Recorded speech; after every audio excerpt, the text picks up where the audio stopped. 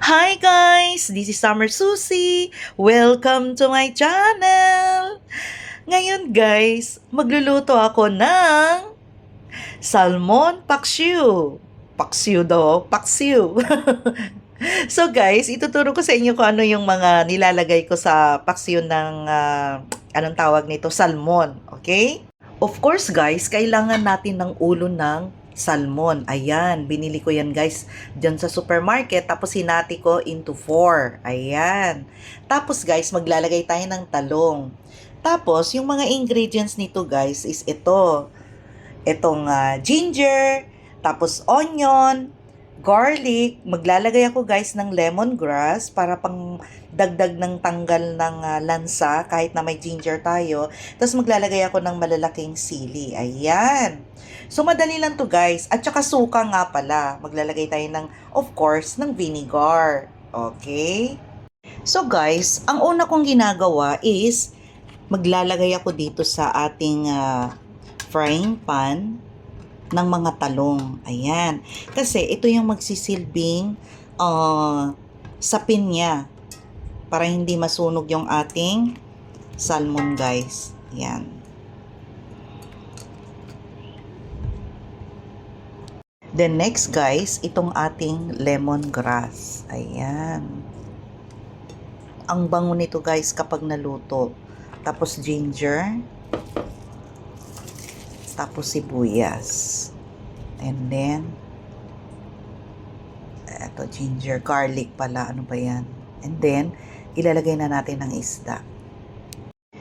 So, ito guys, ayan. Ating i-arrange itong ating paksiw. Ayan. Ayan guys. Tapos, maglalagay ako nitong sili. Ayan, siksik-siksik lang. At saka itong ating lemongrass. Ayan. And then itong mga sibuyas dito sa ibabaw. Ihalo na natin yung mga natira pang bawang sibuyas. Ayan. And the ginger. Mas maraming sibuyas guys. Ginger at saka onion. Mas maganda kasi para walang lansa yung ating paksiw. Then guys, maglalagay na tayo ng vinegar. So, ang gagamitin ko guys, itong apple na vinegar ito. Ayan. Red vinegar. Pwede kayong gumamit guys kahit na anong klaseng suka meron kayo dyan. So, yan. Tansya-tansya lang guys. Ayan. Tapos 1 cup of water. Yan. Tapos guys, maglalagay ako ng Mamacita marinated. Ayan. Instead na toyo, ito yung gagamitin ko guys. So, ito yung aking twist. Ayan. Konti lang. Then, ipapakulo na natin. Ayan guys, nilagay ko na sa apoy. Ayan. Pakukuluan na natin ito guys ha. So, siguro mga around 10 to 15 minutes. Okay guys, check na natin after 15 minutes. Ayan, tikman natin yung lasa guys. Sarap. Lagyan natin guys ng konting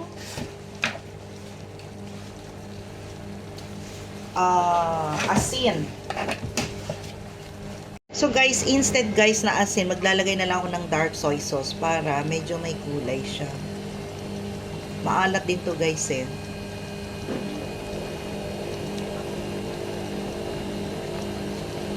Yan. So guys, tama na yung asim niya at saka tamis dahil dun sa marinated na ginamit natin na Mamacita. So maglalagay ako guys ng oil. Ayan.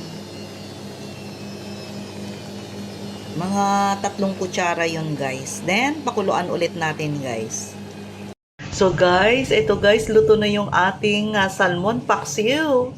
So guys, ano na, gayahin nyo na tong aking recipe. So guys, don't forget to like, share, and subscribe my YouTube channel, Summer Susie. Bye guys, see you in my next vlog.